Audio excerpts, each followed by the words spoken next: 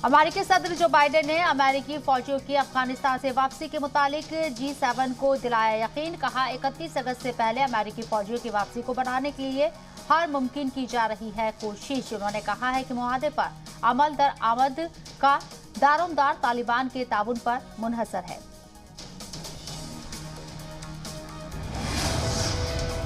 रूसी सदर Vladimir Putin ने अफगानिस्तान में रूसी फौज की तैनाती के इम्कान को किया खारिज। कहा अफगानिस्तान के मौजूदा बहरान में रूसी फौज नहीं बनेगी फरीक।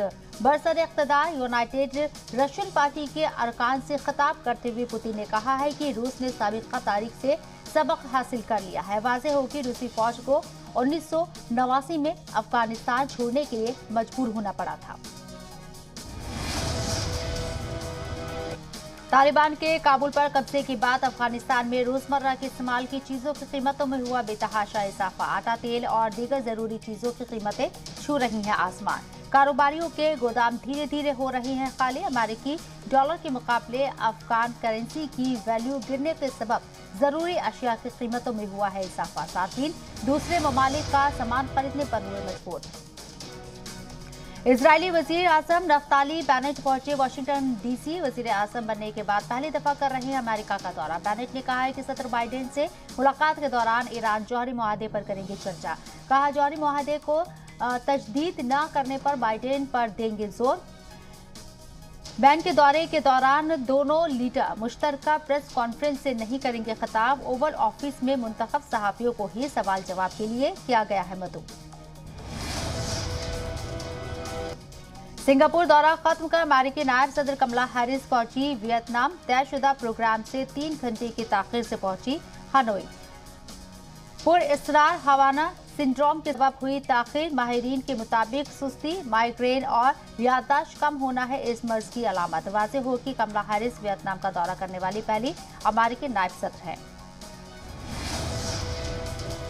यूएस इंडो पैसिफिक कमांड के कमांडर एडमिरल जोहान एक्यूलिनो का एजाज दिल्ली दौरे पर साउथ ब्लॉक में दिया गया guard of honour. National war memorial पर शहीद जवानों को पेश किया खराज अकीदत। थिंक टैंक के साथ होने वाले प्रोग्राम में भी की शिरकत। प्रोग्राम में chief of defence staff general Bipin Rawat ने भी की शिरकत। ऑस्ट्रेलिया में दिन ब दिन बढ़ता जा रहा है डेल्टा का खतरा। न्यू साउथ वेल्स में पिछले 24 घंटों के दौरान 919 नए मामले सामने आए। सबसे ज्यादा राजधानी सिडनी में दर्ज किए गए नए मामले। न्यू साउथ वेल्स में इस वक्त 113 मुतासरीन तिब्बी अमले की सख्त निगहदाश्त में है। वाज़ेह हो कि न्यू साउथ वेल्स में गुज़िश्ता 2 माह से लॉकडाउन नाफिज है। ऑस्ट्रेलिया के पड़ोसी मुल्क न्यूजीलैंड में भी बढ़ रहा है डेल्टा का खतरा। गुज़िश्ता 24 घंटों के दौरान 62 नए मामले आए सामने। ऑकलैंड में 50 और 12 मामले राजधानी वेलिंगटन में किए गए दर्ज। नई लहर के बाद न्यूजीलैंड में अब तक 210 मामलों की हो चुकी है तस्दीक। साल के आखिरी ग्रैंड स्लैम यूएस ओपन के दौरान खिलाड़ियों के लिए किया गया खास इंतजाम। खिलाड़ियों को ज़हनी तनाव से बचाने के लिए ऑर्गेनाइजेशन कमेटी ने शुरू किया मरतूब तिब्बी सर्विस प्रोग्राम। वाज़ेह हो कि फ्रेंच ओपन के दौरान जापान की नाओमी ओसाका ने ज़हनी तनाव के सबब प्रेस कॉन्फ्रेंस करने से इनकार कर दिया था। रियल मैड्रिड ने फ्रांसीसी फॉरवर्ड एम्बापे के लिए की रिकॉर्ड रकम की पेशकश। स्पेनिश और फ्रेंच मीडिया के मुताबिक रियल ने पीएसजी के सामने रखी 160 मिलियन यूरो की पेशकश। ताहम दोनों क्लब की जानिब से इस खबर पर कोई तबसरा नहीं किया गया।